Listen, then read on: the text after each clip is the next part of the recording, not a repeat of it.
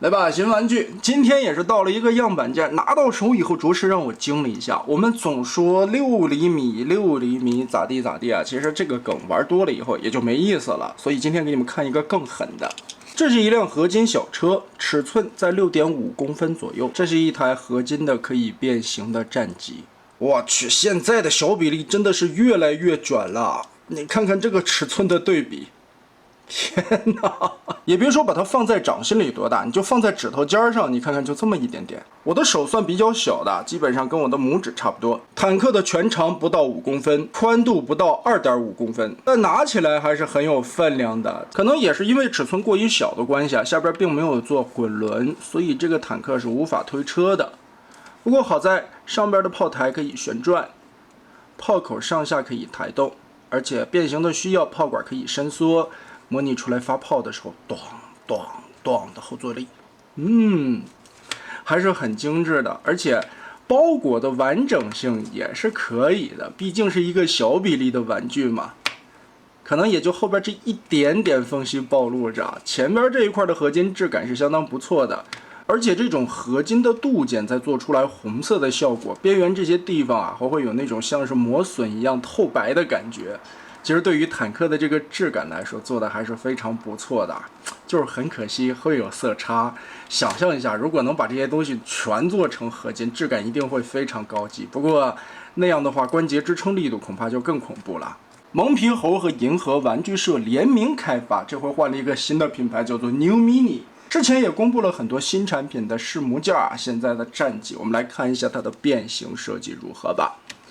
首先，下方这里。履带连接的地方有一个小卡扣，把这里拨松，然后侧面这里有一个卡边的地方，把这里都抠开，中间连接的位置也都拉松。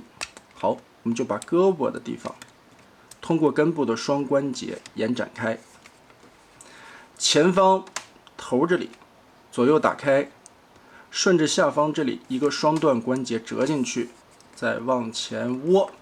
很好的是，这里边并没有使用什么球形关节，而是用轴动的关节去支撑。那这样的话，稳定性就会更好。哎，这只大脚丫子往过一折叠，它把所有的合金配重放在了下边，脚部这块就很合理，稳定性就不错了。好，现在变成这个样子，把中间的炮台通过下方这里的多段关节往上伸，同时侧面。把这些胳膊的轴先放下来，里边延展开折叠收进去，前方这里会出现2个卡子，固定。后边掀开一个小盖子，脑袋顺着这个盖板翻出来，对正，后边有一个小扣点，把这个小缝隙定上。炮管往回缩，头部顺着开口球碗90度立起来，然后这后边有2个滑槽的关节。把这小缝隙打开，来看胳膊的变形，顺着这个肩关节旋转90度扭过来，然后上下凹槽对准，打开，把这里边的夹层棍子套进去，这里边又有一个扣的造型，方装插入，把肩膀固定起来了。两边夹合好，固定一下。哇，这个尺寸真的太极限了。胳膊的变形。小臂后方的这半截履带啊，在这么点一个玩具上边，竟使用了这种假零件的转换。先把它180度叠起来，再把小臂这边的卡扣拆开，180度双关节放下来。手顺着里边顶一下，翻出，再从2头肌的位置旋转180度。啊！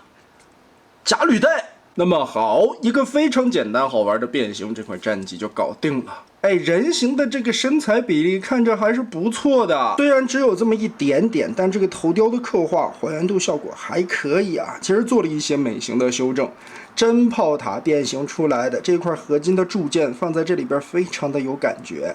下方这里因为板件厚度进行堆叠做出来的倒三角胸斜下来，肋部的感觉也做了。变形过程中，我们也看了大脚板这一块，把所有的合金履带放在了脚丫子，作为一个配重的效果，很不错。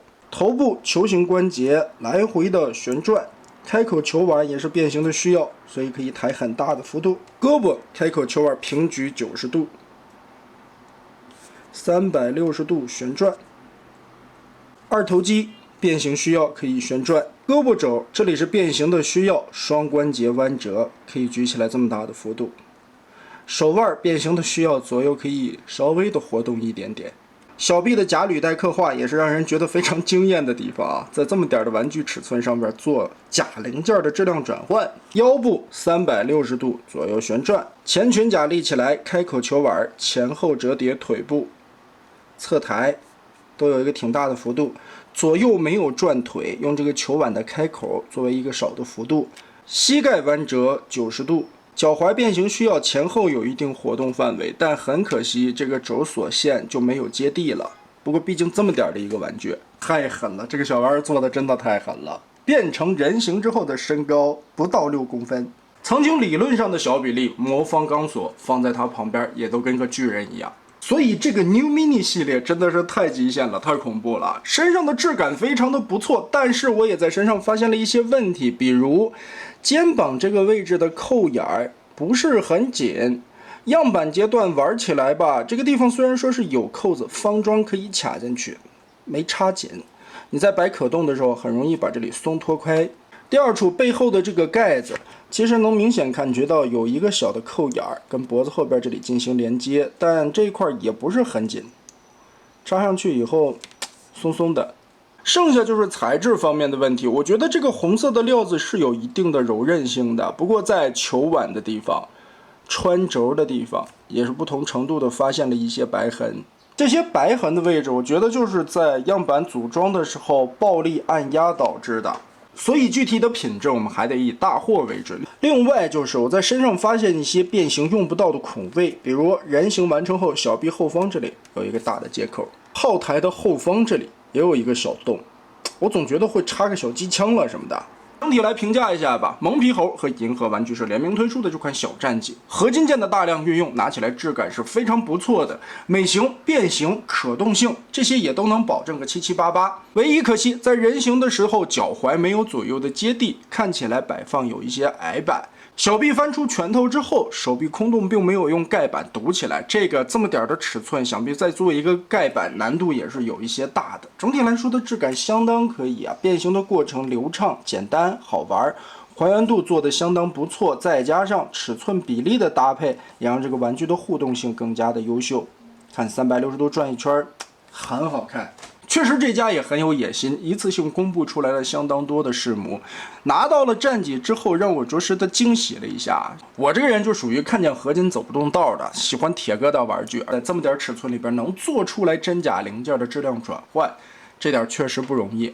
希望在大货的时候能把这些卡扣的松紧度、关节的稳定性，以及在用料方面能再更进一步的话，那想必这款战机也是非常非常的受欢迎。那么得嘞，这一期咱们就玩到这儿吧。